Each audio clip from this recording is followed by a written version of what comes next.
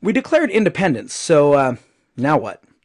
The new nation is going to need some form of government. I mean, we're going to have to establish something, but what form should it take? It is important to realize that the Constitution was not the first founding document after independence. So how were things set up at first? I usually liken the first national government to the European Union. Realistically, each individual state saw itself as its own country. Having just dealt with what they considered tyranny from an outside force, the founders were very afraid of a strong central government. They especially did not want taxes to be imposed from some central government. After all, no taxation without representation had been the rallying call for the revolution.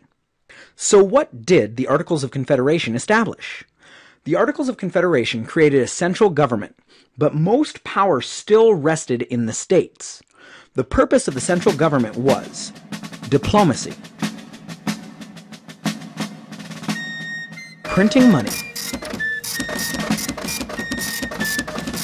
resolving controversies between the states, and most importantly, coordinating the war effort. This included creation and maintenance of the Continental Army. The problem was, the central government was given this job, but was given no way to accomplish it. Under the Articles of Confederation, the Congress was tasked with creating and maintaining an army, and they could request states send soldiers, but they couldn't demand or enforce the request. Also, under the Articles of Confederation, the central government could print money, but they could not tax. The federal government could request that all the states pay their fair share, but that is when, like, all of your friends that go out for pizza. Pennsylvania is a super cool and super nice guy, but he always leaves his wallet at home. The printing of money to pay for the war, but having no way to back the money, led to horrible inflation. By the end of the war, everyone had fistfuls of worthless money. When the states were asked to raise taxes to back the currency, most just refused and just began printing their own money, which then also succumbed to the same inflation. Under the Articles, it is easy to see how the primary power was left to the states. Each state had one vote in the unicameral legislature. Unicameral meaning it only had one body or house. They needed 9 of 13 states to enact a law. And in order to amend the Articles themselves, they needed unanimous agreements from the states. To go back to our friends' night out for pizza analogy, imagine getting 13 friends to be unanimous on something even as simple as what crust they want on their pizza.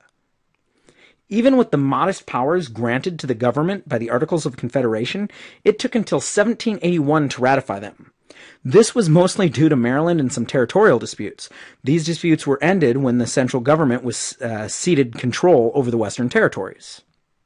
That brings us to the Northwest Ordinance. Congress had one success under the Articles. In 1787, it passed the Northwest Ordinance to establish a process for admitting territories to the Union as states. Each territory was to be governed by Congress until it had 5,000 free white males. Then settlers could vote whether to become a permanent state with all the rights of the other states in the Union.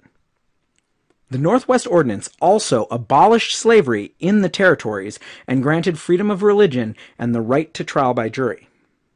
The ordinance promised fair treatment to Native Americans. It did not, however, extend the same rights to them. The U.S. actually got a great deal of this land by fraud and violence against Native Americans. So in recap, the Articles of Confederation formed too weak a central government to survive.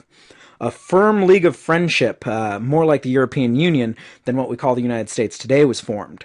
States retained their sovereignty and independence, and the states created their own money and rules for commerce.